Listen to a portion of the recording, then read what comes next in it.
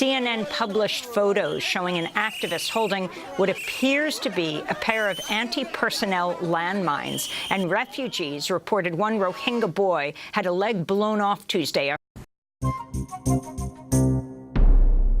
There was a sign of the martyrs who were fighting against the invasion, and the Freedom Theater itself is really a reaction to all of that violence against people in the West Bank. Hello, my name is Stanley Heller. Welcome to The Struggle. The Struggle is shown on over 30 cable stations from Vermont to New York City, on the internet at thestruggle.org. We begin with a brief Democracy Now! Report about what appears to be ethnic cleansing of Muslims in the country of Myanmar, otherwise known as Burma. Over 250,000 Rohingya people have been driven out under conditions of intense violence. Bangladesh's government said Wednesday the Burmese military has begun planting landmines in the path of thousands of refugees fleeing a brutal crackdown by Burmese authorities, which UN Secretary General Antonio Guterres has said could spiral into an ethnic cleansing campaign. CNN published photos showing an activist holding what appears to be a pair of anti-personnel landmines, and refugees reported one Rohingya boy had a leg blown off Tuesday after a mine exploded near a border crossing. Aid agencies say more than 120,000 Rohingyas have fled into neighboring Bangladesh in recent days. This is Dunya Khan, spokesperson for the UN High Commissioner for Human Rights. Some reported that their family members were burnt or shot or slashed to death. During their flight, many fled into the jungles or mountains, hiding and walking for days before they reach land or river and to cross the border. And some of them also told us that they've been walking for 3 days and they didn't have anything to eat. So other than the rainwater or the water on grounds. This was Aung San Suu Kyi in 2012. She was long persecuted by the military of Myanmar, and she was given the Nobel Peace Prize for her dignified and peaceful resistance. But now she's the top civilian power in Myanmar.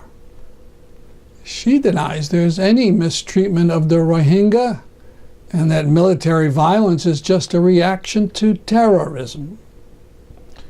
On change.org, there's a petition calling for the Nobel Committee to rescind her Peace Prize, and it has nearly 400,000 signatures.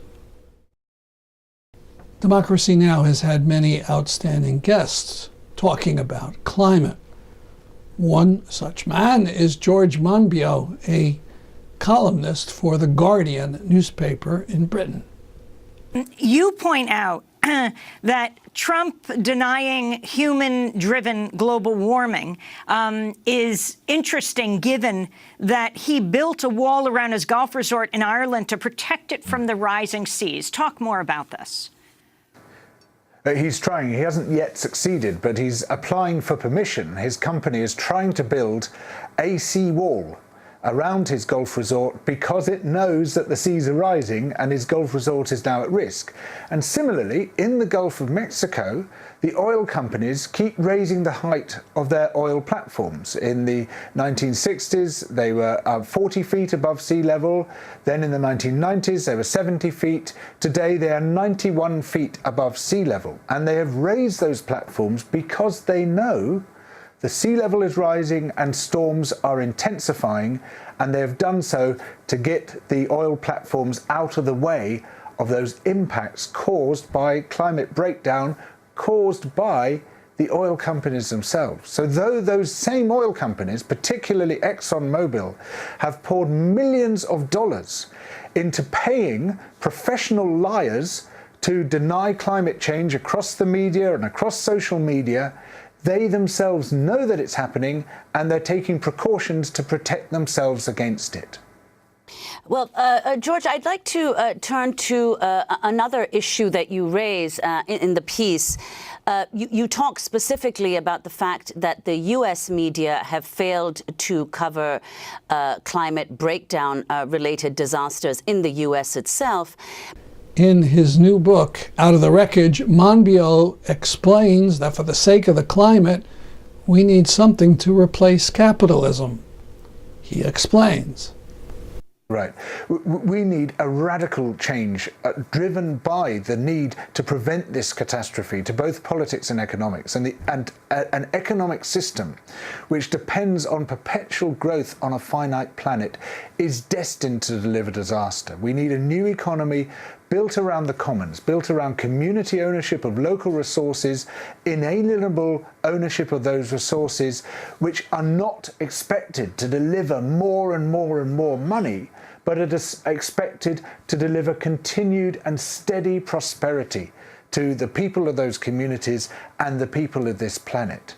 The system we have at the moment, which is about accumulation, the accumulation of capital, the continuation of growth in a planet which does not itself grow, that system is destined to push us over the cliff.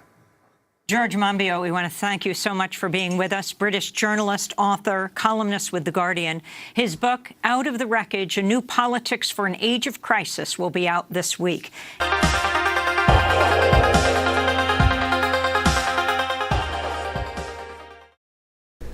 The bulk of our program will be an interview about a trip to Palestine. But first, this billboard, which hangs over a major highway in Connecticut. The space was rented by Jewish Voice for Peace. Be sure to see the op-ed that appeared in the New York Times by famed rocker Roger Waters talking about the boycott against Israel. We'll link to it at thestruggle.org.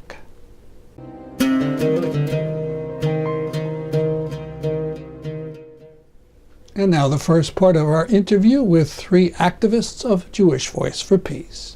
In New Haven, we're going to be talking about a bike tour that took place in Palestine. So first, let's get an introduction. I'm going to have the participants introduce themselves briefly. We'll start here on my right. I'm Susan Bramhall. Hi, I'm Shelly Altman. Hi, Ellen Rubin.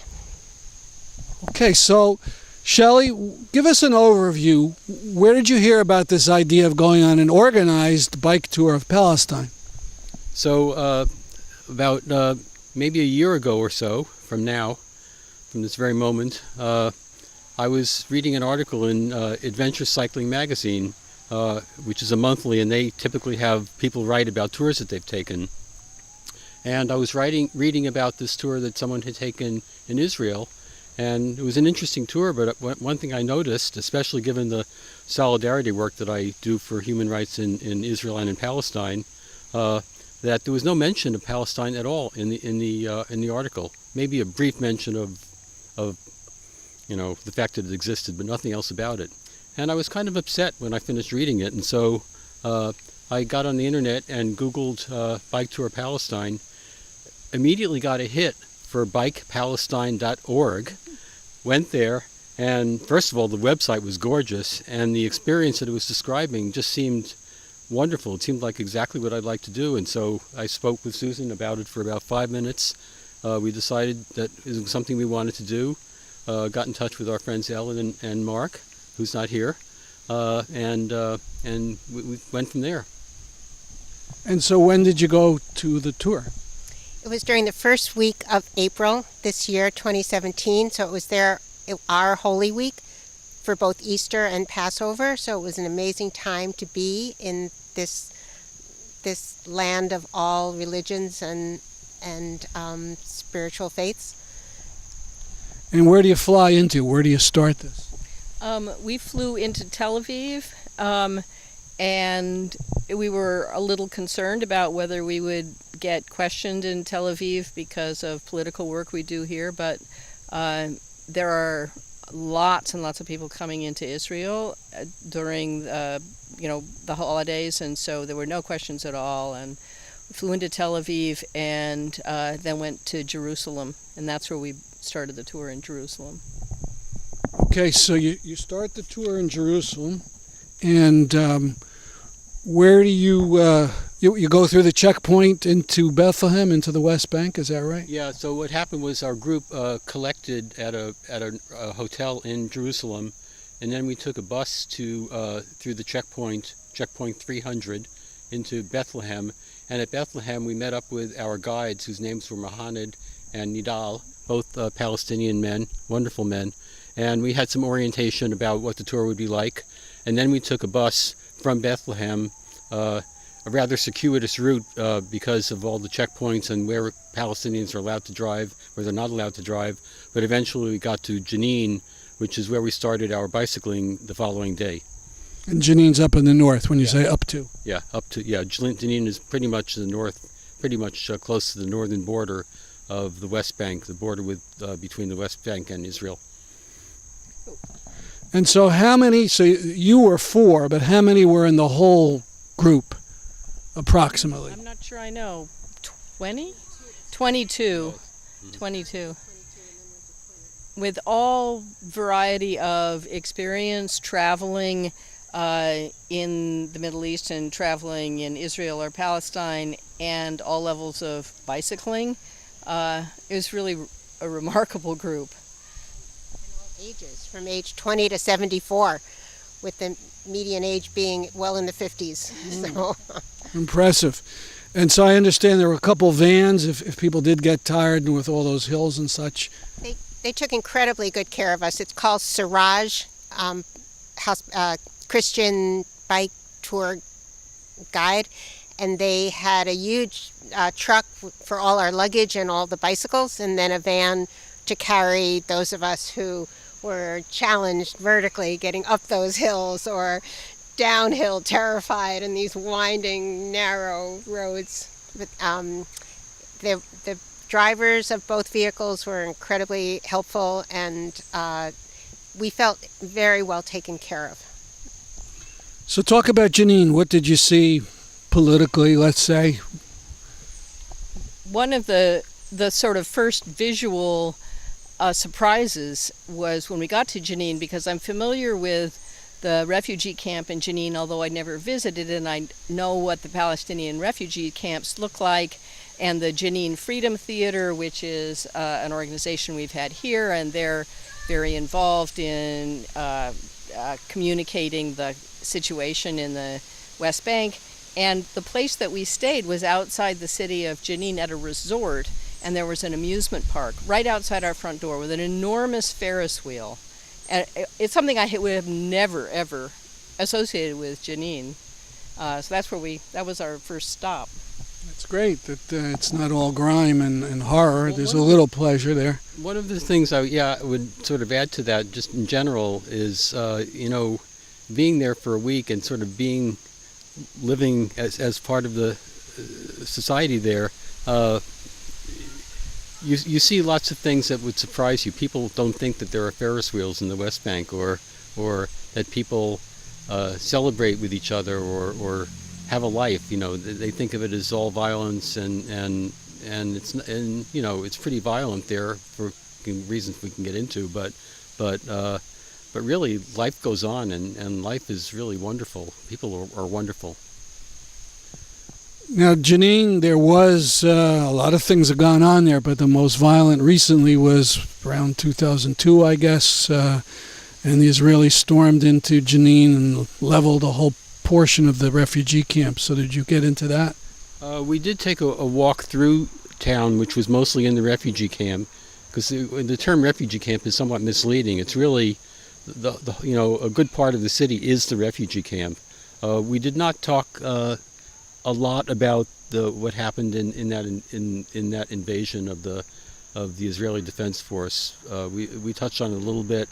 There was a sign of the martyrs who were fighting against the invasion, and the Freedom Theater itself is really a reaction to all of that violence against people in the West Bank. It's really bringing culture, giving children a chance to act out what their feelings are artistically without resorting to other other means of expressing themselves.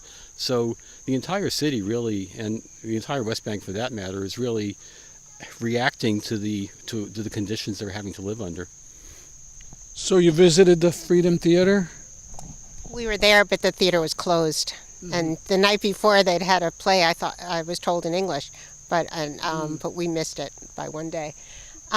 Two of the group for the first 2 days were Israelis who do a bike tour in Israel and asked permission to accompany us to see how Bike Palestine was run. They did not join us for that walk through Jenin, and one of them said it was because of his experiences in the army, and he didn't want to talk about it, but he definitely felt uncomfortable, didn't want to relive the memories of whatever he had experienced there.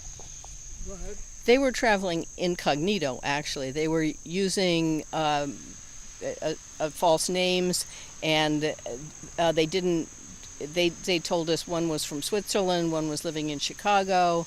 They made up a whole story, and they didn't want anybody to know that they were Israeli. They felt their lives were in danger being in the West Bank. I think they were also encouraged to do that by the staff of the Bike Palestine tour. So it wasn't just, I think they were glad to do it, but they were encouraged to do it. So a lot of what we know about them came out after they had spent 2 days with us, and one of them identified who he was to me, perhaps because I am Jewish. I probably reminded him of his mom, but we were talking together as we were biking, and he told me that he had felt uncomfortable. I didn't understand why they didn't. They just said, we want to go for coffee, and they went off by themselves to a cafe without going on the tour or the walk that we took through the refugee camp. That was our first introduction as a group, and my memory is just how the children tagged along, filled with smiles, so welcoming, trying to speak English to us, share what they knew in English, of saying welcome and how are you and thank you, and the fact that you were a Jew didn't make people pull out daggers and guns. And of the 20 who completed the tour, 2 of us were Jewish, and we were never singled out. We were never made to feel uncomfortable, or there was no judgment placed that I felt personally. I was welcomed as someone who was part of the tour, and that was an amazing experience to me, that there wasn't anger directed because I'm American and a Jew, in terms of how much money goes to support. As Americans, forget about Jew. As Americans, you might think some people might hold it against us. No one ever did. But one reason the Israelis might have kept their identity quiet is because it's illegal for them to come into the West Bank, and the government doesn't want people to see what's going on. They want to, the Israeli government, yeah. In fact, there are signs all over, and so we were between areas A, B, and C, and it's not immediately obvious which area you're in at all. And there are big, huge signs in red with white letters saying, if you're Israeli, you're not allowed here, it's not safe. And for everybody else, it's not safe for you either, but it's really disturbing. And we were back and forth on those.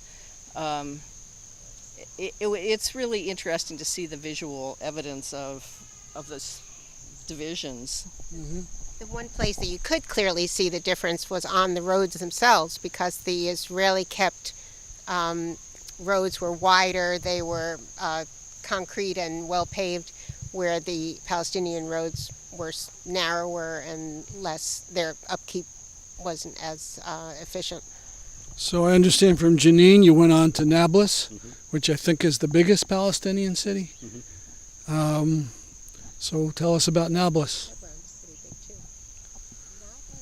Filled with history. It just feels like you're in a very old place. That part of the contradictions are the congestion of the cars that we were first driving just felt like primetime Manhattan in a rush hour, with all the honking and the congestion of traffic. And then we went to the old city, which just felt incredibly historic, filled with smells of spices and foods and wares and colors, and So it's just I think Palestine, like many places, I think are filled with contradictions, and Nablus is too. So it would be hard to talk about Nablus without talking about Knefe. Before we actually got there, we had told some folks, as we were traveling along the way where we were going, and they uniformly, whenever we told somebody we were going to Nablus, they said, "Don't miss the Knefe." Now, I'm a chocolate addict, so any dessert that doesn't have chocolate in it, I kind of sneer at. It's the first time I've ever had a dessert that wasn't chocolate-based. It's cheese-based, right? Yeah, it's cheese and semolina, and and it was the most heavenly dessert I've ever had. Lots of Honey. Oh, yeah. Lots and lots of honey. Very ceremoniously baked, and they do it in front of you, drawing the crowd, and then give out slices to everyone without asking, and then afterwards people pay. I mean, it was, We were hungry. oh, yeah. I understand they claim that they invented it in Nablus. Yeah. They do claim that. And in the old city, the shops, do they look like the old, the stereotyped idea we have of, open sacks of various food as opposed to a modern supermarket? The spice store that we went into was really remarkable in that way. There were, What about Turkish baths? When I was there, I didn't take one, but It was open only to men that night that we were there, and so many of the men went and seemed to enjoy it, while we were waiting for hours to eat dinner for their return. The rest of us were hungry. I see. We also went to Sebastia that first day, right? On the way to Nablus, we stopped for lunch at Sebastia, where John the Baptist was supposedly beheaded. Is that where? And we had an archaeological tour, which was a lot about the misconception of history, how history can get rewritten depending on who does the archaeological finds and who funds their findings. That was interesting. I bet. So you were biking this time, and when did you go there? What was the weather? The weather was, first of all, it didn't rain the whole time we were there, and I would say the temperature was in the high 70s, maybe 80 degrees. Definitely was not uncomfortable. It didn't rain for that week? No, not at all. And cool down in the evenings, where we would wear our shawls or sweaters. Okay, and then in your bike tour, I understand you went to a place that only became famous a couple years ago, Duma. Who would like to talk about Duma? When we came into Duma, it was for a family lunch, and so I, not knowing the history of Duma, was really appreciating this fabulous lunch that the family prepared while we waited, and it was really amazing with every little thing made by hand, little zucchinis that were stuffed one by one. It was stupendous. And then after our lunch and poetry and music, the oud. We were taken on a tour of this home that had been basically set on fire with the family inside by settlers from a nearby settlement. You want to talk more about that? The Dawabsha family. Yes, and so the family that we had lunch with are related. They're part of the extended Dawabsha family, and the gentleman who spoke with us when we were at the house that had been essentially had Molotov cocktails thrown through the glass into the home was a cousin of one of the people who were killed, and the people who were in there were parents, mother and a father, and 3 children. One of whom was an 18-month-old baby. 2 of the children were killed. The third one, who was I think at that time a 5 or 6-year-old boy, survived with burns over 60% of his body, and he's been taken in by the community and had lots of medical, care, and he's still alive.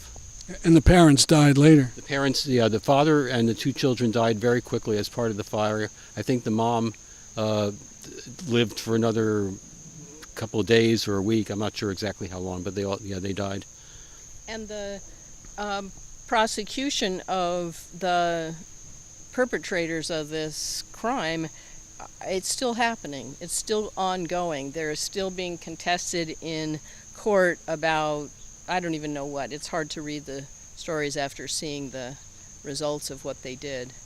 But they get a lot of defense. It's been many years. No compensation for the medical bills and for this 5-year-old boy who's growing up as an orphan. And yet what's true in Palestine is it really does take a village, that everyone is related or acts as if they're family, because they all everyone steps up and just takes care of each other.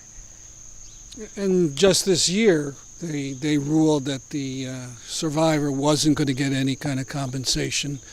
And then maybe 2 weeks ago, the one person who's been arrested, he claims he did confess, but it was under torture, and he's been contesting that. It's certainly believable that the Israelis torture, even though this man is a Jew. If this is a major part of the evidence, maybe he'll walk. Who knows? So this is Duma. Then you go to Taiba. What can you tell us about Taiba? So Taiba. Huge hill getting up to Taiba. Okay. It's a huge hill. A huge hill, and I rode very without any problem in the van. How many gears on these bikes? There were 18, right? It was, yeah. They're very well maintained, the bikes. They really took care of us. The bike's gears changed without any problem, and the brakes were great.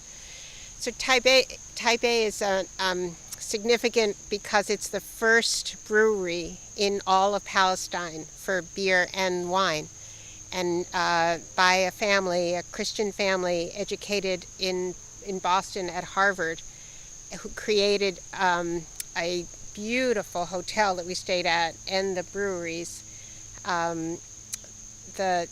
Married into a Greek or Syrian, she's Syrian or Greek, the wife, Greek. And just total hospitality everywhere we went, just welcomed, and we received a tour of the brewery, we received samples of their beer. And how was the beer? Excellent. Really good. More on our next program. This has been Stanley Heller for The Struggle.